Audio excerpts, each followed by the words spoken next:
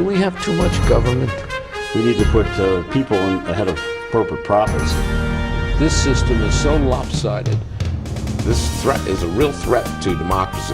And I think that's really important. That's something we haven't been doing in this country for a long time. Where do you start? What do you do? How do you do it?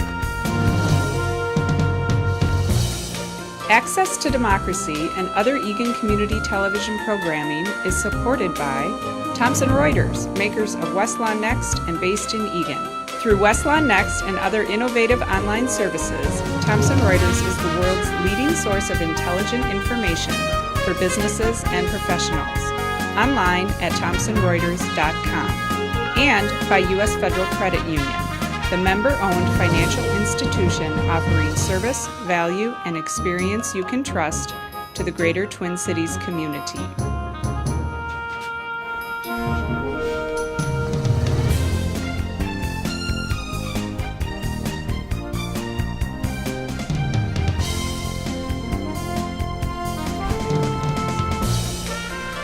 Welcome back to Access to Democracy. Alan Miller hosting today, and we have a return guest. Always happy to have the woman who handles all of our state's money, Rebecca Otto, the Minnesota State Auditor, who's been here several times before. Yes.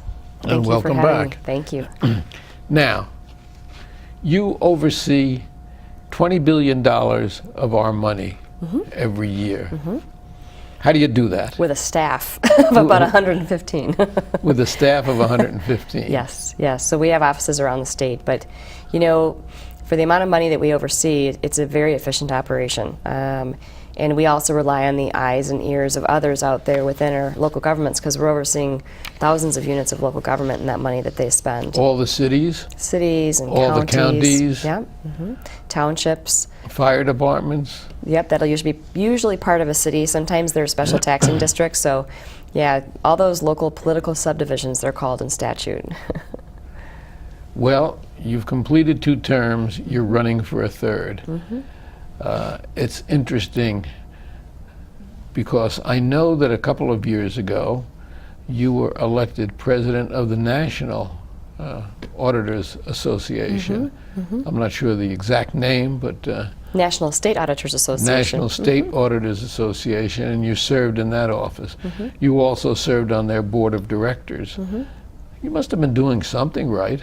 I serve on another executive committee too, but well, let's talk about National Association of State Auditors, Comptrollers, and Treasurers. So it's not that I spend a lot of time in Minnesota, so I'm here. We do a lot of our work by conference calls, but in this very technical field, it's important to interact with your peers around the country. And as new accounting standards come out or whatever else, we really work on those things. If the feds are going to do something that might impact our local governments, or we're there as a voice. So the State Auditors Association is a phenomenal organization, very professional. It's one of the hardest working groups I've been around in the past. Our conferences are stellar. I mean, we have like the chair of the Government Accounting Standards Board and their head researcher. We usually have an inspector general from the federal level that will come visit with us. We work with private sector auditors as well, because there's private sector auditors that do government auditing, and so we all have a stake in the game when it comes to standards changing and making sure that they're implemented well when they come through. So I love the work. It's well, it's really important work. Obviously, you not only love the work, but you do it well, and your peers have recognized that simply because of the honors they have bestowed upon you. And let's see what else I have here. You received the League of Minnesota Cities President's Award. You received the National Excellence in Accountability Award in 2009. Yeah. You received a 2010 Distinguished Service Award from the Minnesota State Fire Chiefs Association. You handle their money also. And you were also honored by National Women's Month, National Women's History Month. I think there was a woman by the name of Hillary Clinton who was honored along with you in that, and Sally Ride and Jane Goodell in that particular situation. You also received the Distinguished Alumni Award from the University of Minnesota. That was pretty cool. I mean, they're all, And on the seventh day, you rested.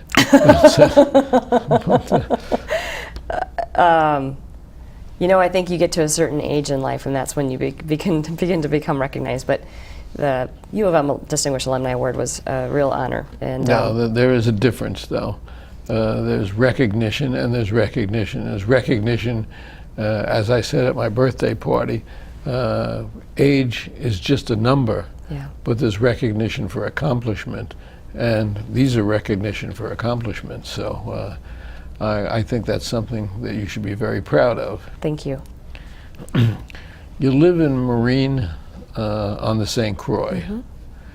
You live in a house that you and your husband, Sean, built together. Yes. And we're still married. You were, and you're still married. Yes. Sean, who was a well-known author, screenwriter, etc. But the two of you decided, before really environmental and green living became the thing, that you wanted to do this. So how did you accomplish that? Boy, we did research. We went to a renewable energy fair in Amherst, Wisconsin, and camped out in a park and went and met all kinds of vendors and different people that were working on technology you could put into your home and ways to heat your home, insulate your home. And there were some things that we weren't really excited about that we saw. Some things were quite expensive, but we were determined to build something that would be very energy efficient, that conserved a lot of energy, that would be easy on the pocketbook. And we wanted it to look like something anybody would love to live in, rather than, we found in the library books with beer can houses and hay bale houses and tire houses, and we're like, no, the people's collars were down to here. And we wanted something that looked very, we made it look kind of historic, but we were able to integrate, and we had to kind of decide what were we going to buy and what was worth, how long would it take to pay off. So super insulation, airtight construction, mechanical ventilation, double pane glass, southern exposure, that was all paid off within a year or two. The bigger investment was and we were earth berm too, and that was just in design, so a lot of it is initial design. But the wind generator was an investment, and that's really, you have your own windmill. Yeah. And so we're frugal. I've always been very frugal. I got that from my grandma. But we found a used wind generator. It had been used 4 different summers at the Renewable Energy Fair in Amherst, Wisconsin. So it was a demo unit. And we found a used tower that we had certified by an engineer, 80-foot tower. And then we had it was a wind generator erecting party where we hired a crane for 1 hour, and we had friends there, and we got the tower up. We had the footings poured, we cranked down the bolts, and then my husband climbed up the tower and bolted down our generator. And before that, he and I had done the ditch work to put all the conduit in and run the wire through the conduit up to the house. It was quite a project, but we were younger back then. And but it's been wonderful. We have the same wind generator. It makes power for us. We've since added geothermal heating and cooling. We didn't do that initially because it was just too expensive for us. We didn't have quite enough, but we've done it since. And you said one thing which is important for an auditor: you're very frugal. I'm very frugal. So you're very frugal when looking over the state's money as well. Oh yeah. Well, oversight work tends to be kind of conservative work anyway, but it's making sure that when our local governments are spending their funds, that they're following the laws, right? Because they can't just spend money on anything. They have to have authority. And we're making sure that either we're conducting audits or private CPA firms are conducting audits of their financial statements. We're making sure they're fairly stated. Doesn't sound very exciting, but it's a very, very important exercise. In Minnesota, our laws are they were very well contemplated to make sure that it's not really a policy-making office. No. Even though it is one of the constitutionally elected officers. Yes, that's a good point. So we don't get to make state policy, and we don't get to we don't decide who gets money. We're going to give more money to the cities, or we're going to give more money to the schools. That's all the legislature and the governor. That's what they get elected to do. You're coming in after the fact, basically, to make sure that the money is spent legally, well spent, etc. Well, sometimes a community could do something like put a golf course in, and it could be legally. Sometimes they've dotted all their I's, crossed all their T's. It's legal, but the residents might not like the fact that they spent the money that way. That is an issue that you take out at election time with the folks that made the decisions. So sometimes they'll do things that the residents say, they'll call the office and say, can you stop them? You know, they're putting in a golf course, or they're, you know, you name it. And sometimes they make decisions that are legal, but maybe not what the community wanted. And we generally see that if residents are truly upset about it, it's a local decision, they change the folks that are serving. There have been occasions when you have had to do some disciplinary action, however. Yes, there have been some times. You know, we have really good government in Minnesota. We have a legacy of good government, and where we don't have a lot of corruption. We don't have those issues. But once in a while, something happens, and we've had to do investigations. And what we do is, if we find evidence, well, it gets reported to us, there's evidence of misuse of funds, or someone's taken something they shouldn't, that has to be reported to the county attorney, the appropriate county attorney. And it's the county attorney's job to decide if a crime has been committed. So we can provide the financial information, but at the end of the day, it's their job to decide, because they can do, they can prosecute it. So we have a neat little system in Minnesota. It works well.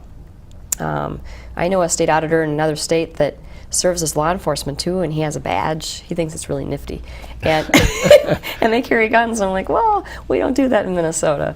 So I like the separation of law enforcement versus us as the auditors versus, you know, the county attorneys who prosecute. So it's very interesting. And very different. Yeah. Yeah. Yeah. And talking about your office, you said you have 115 employees, but it's a non-political office. That's what I believe. So what's interesting Let's is... talk about that and Yeah. how you have run that and how you've selected people as people have retired and things like that. So as the state auditor, you do have to run, and in Minnesota you do declare a party. That's how our laws are written. But once I get elected, my work in that office is very nonpartisan, because I don't believe you should ever have rhetoric within annual finance summary financial reports on our cities, counties, towns, and special taxing districts. You want the office, you never want the integrity of the office to be questioned, or the integrity of the numbers to be questioned. And so I worked very hard to make sure it's a well-run office, that my staff have what they need. In terms of appointments, I have very, very few. I have a general counsel who is there because I serve on so many state boards, and they're there to advise me, but it's not political. The person who's in charge of my audit division has been there for many years and has been served under many different auditors. So, And those auditors have been Republican auditors, Democrat auditors. I'd say they're all nonpartisan.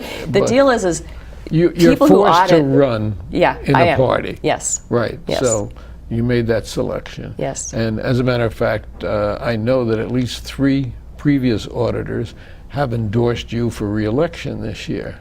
Well, for another election, yes. Yeah. Yes. Yeah, so I've had former state auditors endorse my campaigns in the past because they believe in the work that I do, and that I'm very focused on that job and the duties of the office that are so important to all Minnesotans.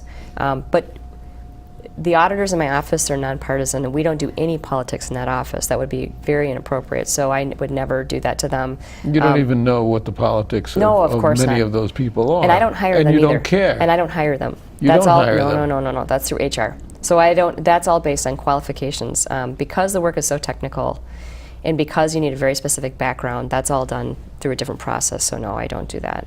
So people should be reassured, Yes. knowing that this non-political office is run non-politically, and that it's really oversight for all the people of the state, and that $20 billion a year that your people have to check out and look into and make sure is being properly and wisely spent. Yeah.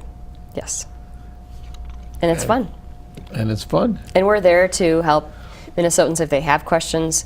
We help local government officials if they have questions. We have lots of educational materials. So we're the independent third-party source of financial information on all the local governments around the state of Minnesota, and that data gets used by the legislature to make appropriation decisions. It gets used by the legislature to make policy decisions. It gets used by the federal and state government when they're looking at granting or whatever else. It gets used by researchers and many others. So it's really important that the integrity of the numbers are not called into question. And the past state auditor, a ways back, did have a political person in the office, and there were some issues and errors in the reports, and I think that's why the Minnesotans elected me, and they, re-elected me, and hoping that I might get to serve one more term for them. One more time. We'll see. I know you spend a lot of your time going around to various areas of the state, and it doesn't make any difference, again, what the politics of those areas are. It's part of your job, or you have made it part of your job. You know, quite often I'll be asked to go speak at conferences with local governments, right, and different groups within local governments, and because we do training for them, especially when there's new accounting standards and reporting standards, and or we help them with law changes around how they can handle money, you know, how they're supposed to handle money, or any legal compliance issues that we might be seeing. So I do get invited to their conferences and to speak, and so does my staff. We work to help them prevent and detect fraud as well. You know, if we stay on our toes and we have good policies and procedures in place in our communities across the state, they have a better chance of cutting anything off before it gets too far. And we're really a partner with them in that, in terms of helping them avoid what we call pitfalls. So let's say the gas crisis, when gas prices got extraordinarily high a handful of years ago. Some local governments have gas cards that they give to their staff, and they're required by law, if they find any evidence of misuse of anything, to call us. Well, one had called and said, we found with our good policies and procedures that someone was misusing the gas card. So we have this weekly electronic newsletter, and we have something called Avoiding Pitfalls every week. So we had a little item that said, do you provide a gas card? If so, have you checked your internal controls lately? So we got 4 more calls. And these folks that work in local government love the fact that we do this, because they said it helps to keep them on their toes. There's so many things they have to do on a daily basis, but sometimes they're going to be vulnerable because gas prices are high and somebody misuses something. So the good news is... That's a decision you made to assist local government. It's not something that's mandated as part of your job. No, but I think that we all want things to go well. I don't think we want scandals. I don't think that we want... I don't want to let bad things happen just so I can get a headline. I want them to be successful to begin with. And we have a very good working relationship with local governments, because we do want them to be successful. You must have, because so many of them have awarded you right. various recognitions. What's really neat is, you know, my staff, they do audits of many entities, and you get compliments back. Well, you know, people are typically scared of auditors, but my staff is so professional. They're just the most wonderful people. And I had an investigator who had to investigate a very small entity, and I ran into one of the folks from that entity who said to me they loved working with this person, even though they were being investigated, because they were so professional. So Minnesotans need to know that the staff within the Office of the State Auditor, who many have been there for many years, are extraordinarily professional, very skilled, and very dedicated to their work. Pension funds. Everybody is concerned with pension funds and their pensions, and are they getting everything that they deserve? What does your office have to do with pension funds? Well, we oversee a bunch of small volunteer fire relief association service pension funds, and we make sure that they're handling the funds properly, that they're not investing them in very risky instruments, and then when they pay out service pensions, that they do it according to the law. We also certify them for their fire state aid from the state. So as long as they're doing all their due diligence, we'll certify them. I serve on the para board. So there's 3 statewide pension plans in Minnesota. As a state auditor, you don't oversee those plans. You serve on one of the boards. I'm on the Public Employees Retirement Association board. That pension fund generally serves local government employees, and that includes firefighters and police officers who aren't volunteers, and many others. And you're a fiduciary and a trustee. So my role on that board is to make sure that those funds are there for the long term, that it's financially stable. And but at the end of the day, it's the legislature and the governor that set the policy around those plans. So if, let's say, the House and Senate someday decided they wanted to put all future para members into a 401k, which they could try, the governor can veto that. But really, as a board, what we do is we can make recommendations. So in the downturn, which everyone got hit by, we made some reform recommendations to the legislature, and they actually put the reforms in place. We work with our actuary for that. But they, at the end of the day, decide policy, they decide... But it was the reforms that you recommended that became effective, that became law, that have in part helped this state move to the point now where not only is the recession behind us, but we have the lowest unemployment in the country, and we have the one of the fastest growing economies in the country. Isn't it wonderful? And that, you know, in large part, that becomes part of the accolades that came your way. Well, you know, what's also interesting is that there were some lawmakers a handful of years ago that wanted to, move to 401k or whatever else. What they found is that it was going to cost the state so much money to do that there was no way they were going to do it. So what we have is we have defined benefit pensions for our para members. They're very modest payouts, but these people are taking money out of their paycheck, the employer's putting some money in, and we invest their funds in State Board of Investment. What's really neat, for every dollar of revenue para has, 16 cents on the dollar is put in by the employee, 17 cents on the dollar is put in by the employer, 70 cents on the dollar is investment returns. So to understand that, this is like a savings account for people. And what's really neat is the majority of para members stay in Minnesota after they retire. So that money goes back into the economy when they retire. So really it's a neat deal and important for us because we don't want poverty in our senior population. Public pensions are extraordinarily important, and these people save money their whole careers, and then when they retire, they have a modest pension. So, and I've been a very strong fiduciary on the board. There's been no privatization, and I don't think there will be, because the bill for the state is extraordinarily high. But there are those out there that'll say, oh, Minnesota's the next Detroit. And they're a little bit like Chicken Little, because we're not. The sky is not falling. No, it's not and we're falling. in great shape. Yeah, para really is, and we've adopted more conservative assumptions and should make the numbers look worse, but our needle is moving in the right direction, and that's what you always want. These plans are dynamic.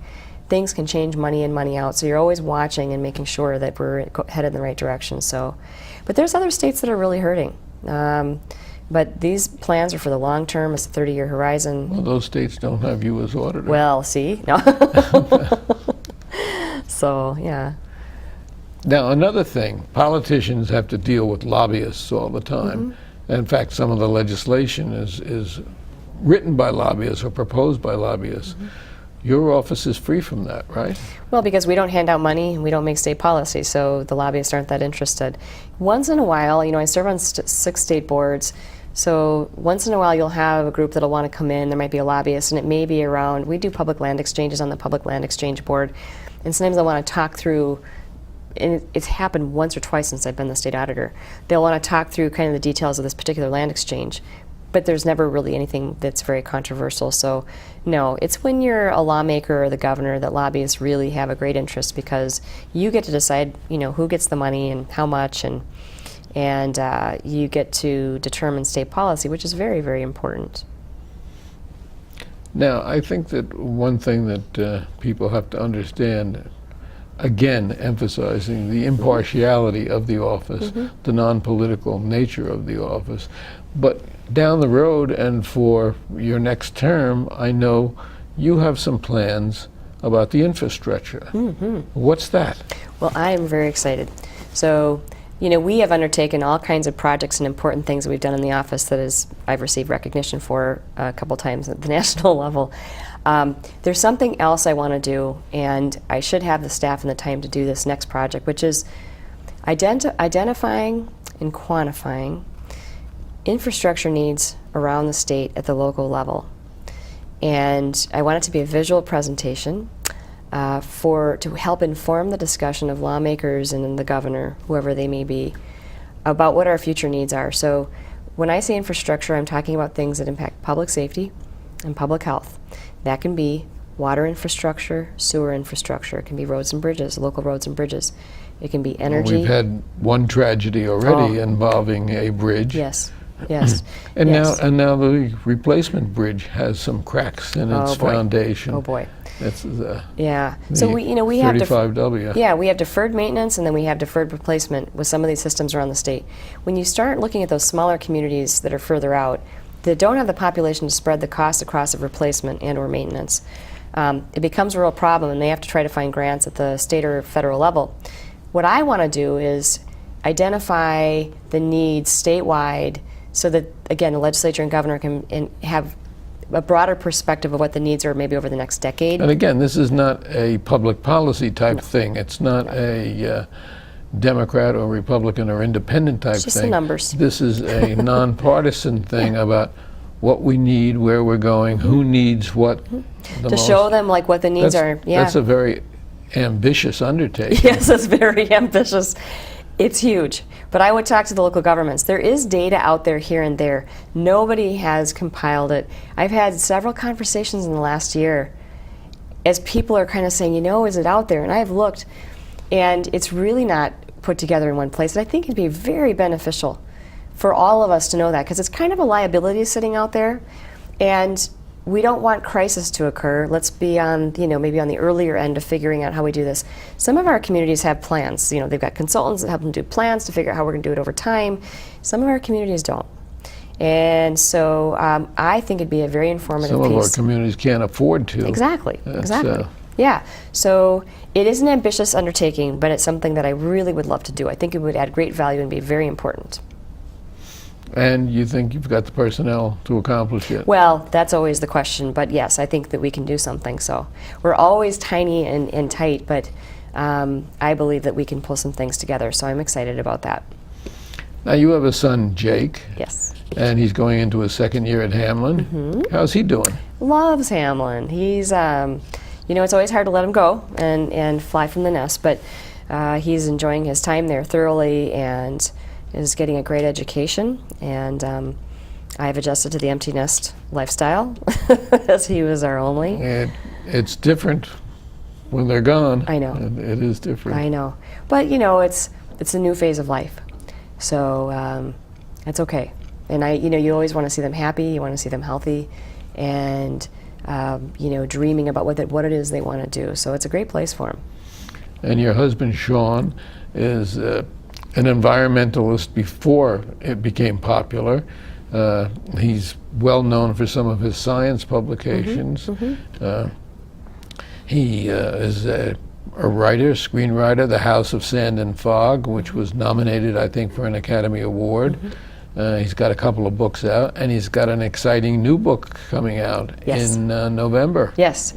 So.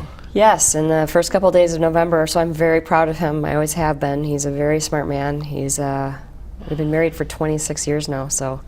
But yeah, he's got a brilliant mind and is always involved in things. He's got some other projects that he's going to work on as well that I think are very exciting, so I'm proud of him. We have an interesting life together. I think that's pretty obvious. And I think also that listening to you talk, your passion for this office and what you have accomplished is really incredible. And we've been talking, of course, with Rebecca Otto, the Minnesota State Auditor, the person who is at the top of the group that oversees looking after the money and that it's well spent, has been honored by her peers, has been honored by some of the people that she audits, as a matter of fact, and served 2 terms and running for a 3rd term. Congratulations to you, and is there any final thought that you would like to express? Oh, goodness. Well, just that people enjoy the rest of the summer. Maybe I'll see them at the State Fair. You're going to be there? I love being at the State Fair, yes. So I'll be there. Okay. Again, Rebecca, thank you for coming in and sharing with us. Thank you, Alan. Yeah.